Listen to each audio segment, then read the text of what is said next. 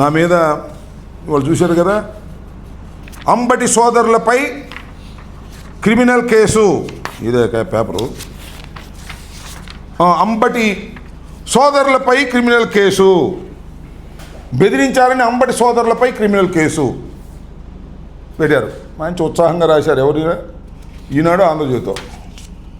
మాజీ మంత్రి Ambati సోదరులపై atrocities case. చాలా ఉత్సాహంగా ఆంధ్రజ్యోతి, ఈనాడు దొరికాడు రాంబాబు కేసులు పెట్టారు అని ఉత్సాహంగా రాశారు. ఆ TV5 బిఆర్ నాయుడు గారి ఛానల్లో బ్రేకింగ్ చేశారు. అంబటిపై కేసు, త్వరలో అరెస్టు. ఏదో వాళ్ళ ఉత్సాహం కొద్దీ వాళ్ళు వేసుకున్నారు.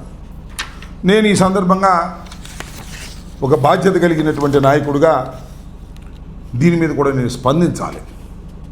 మాజీ మంత్రి అంబటి సోదరులపై కేసు, అట్రాసిటీస్ కేసు అని ఎవరో పిల్లి బాబురావు అంట, నాకు పెద్ద పరిచయం ఉందో లేదో నాకు గుర్తులేదు. ఆయన ఏదో కంప్లైంట్ ఇచ్చాడట. దాని మీద పోలీసు వారు కేసు కట్టకపోతే ఆయన కోర్టుకు వెళ్ళాట.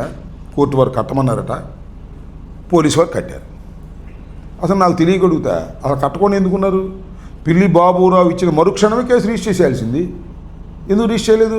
మన కోర్టుకు వెళ్ళాల్సిన అవసరం ఏంటి? నేను మొన్న వెళ్ళినట్టుగా.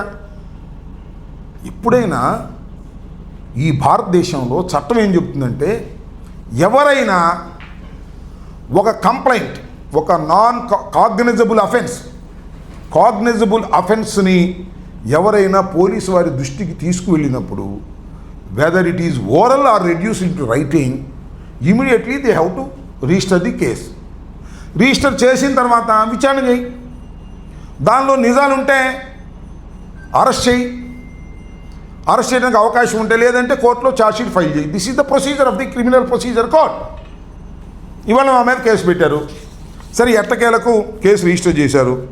Under section 351(2) class 2 class 3 BNSS, ఇది criminal intimidation.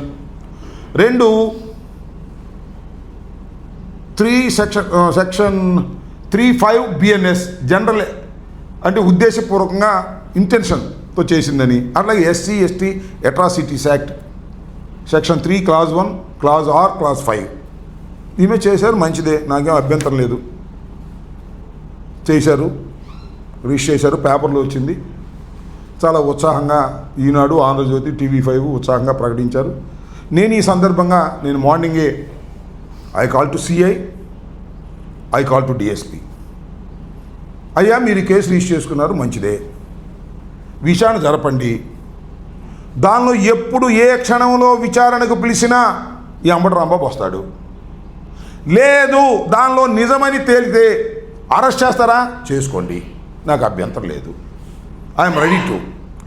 I'm a law abiding citizen. 2.5 సంవత్సరాలు మంత్రిగా, 10 సంవత్సరాలు శాసనసభ్యుడిగా పనిచేసిన బాధ్యత గల పౌరుణ్ణి, చట్టం అంతో ఇంతో తెలిసినటువంటి వ్యక్తిని నా మీద కేసు రిజిస్టర్ చేస్తే నేను చెప్తున్న క్వాష్కి వెళ్ళను, యాంటిసిపేటరీ బెయిల్కి వెళ్ళను. విచారణ జరిపి వాస్తవాలుంటే మీరు చట్ట ప్రకారం ఏ యాక్షన్ తీసుకున్నా దానికి సిద్ధపడి ఉన్నాను, పారిపోను. నేను పోలీస్ వారికి మనవి చేసేది ఏంటంటే, ఏదో లోకేష్ చెప్పాడేనో, లేకపోతే చంద్రబాబు చెప్పాడేనో అర్ధరాత్రి ఇప్పుడు వచ్చి మా తలుపులు బాధకండి. లేదు, మొన్న ప్రేమ్ తీసుకెళ్ళారు కదా, అర్ధరాత్రి వచ్చి తలుపులు బాది పగలగొట్టి అట్లా తీసుకెళ్ళమాకండి. ఆయన లా అబైడింగ్ సిటిజన్. లేదంటే ఆ సుదర్శన్ రెడ్డి అనే అడ్వకేట్ని మొన్న నంద్యాలలోనో కడపలోనో కాలర పట్టుకు తీసుకెళ్లారే, అట్లా తీసుకెళ్ళమాకండి. కాల్ చేయండి అయ్యా, వచ్చేస్తాను, ఇబ్బంది ఏమీ లేదు. మీరు అరెస్ట్ చేయాల్సి లేకపోతే బయట నుంచి రాంబాబు గారు మిమ్మల్ని అరెస్ట్ చేస్తున్నారు, రమ్మనండి, వచ్చేస్తా. చట్టం ఉంటే చట్టంలో ఏ ప్రకారంగా ఉంటే ఆ ప్రకారం వెళ్ళండి. I'm not going to anticipatory bail. Quash కూడా వెళ్ళను. ఎందుకంటే ఈ ధైర్యంగా ఎందుకు చెప్తున్నా అంటే, నాకు సంబంధం లేని కేసురా స్వామి, ఇది సంబంధం లేని కేసులు ఏదో పెట్టేసి నన్ను భయపెట్టాలని అనుకుంటే భయపడి ఉన్నా. అన్నీ కింద పైన మిరిసిపోయి ఉన్నాను. ఎన్నో సంవత్సరాల నుంచి రాజకీయాల్లో ఉన్నాను. మీరు భయపడి ఏం చేయను, పారిపోనా? కేసు పెట్టగానే యాంటిసిపేటర్ బెయిల్ ఫైల్ చేసి ఎక్కడికో పారిపోనా? ఎక్కడ పారిపోను? నేను ఐఎమ్ వెరీ పాపులర్ మ్యాన్ కదా, ఎక్కడ పారిపోను? నా గడ్డం చూసి ఎవడని గుర్తుపడతాడు, అయ్యో రాంబాబు కూడా పారిపోయారు అంటారు. ఎందుకు అప్పదు? మీరు పెడితే జైల్లో ఉంటా, అది నిజమైతే. చట్టం తన పని తాను చేసుకుపోవడానికి లా అబైడింగ్ సిటిజన్గా, మాజీ మంత్రిగా, శాసనసభ్యుడిగా, జగన్మోహన్ రెడ్డి గారి ఫాలోయర్గా, రాజశేఖర రెడ్డి గారి శిష్యుడిగా సిద్ధంగా ఉన్నాను అని కూడా గుర్తుపెట్టుకోమని మనం చేస్తాం. Stay aware, stay bold.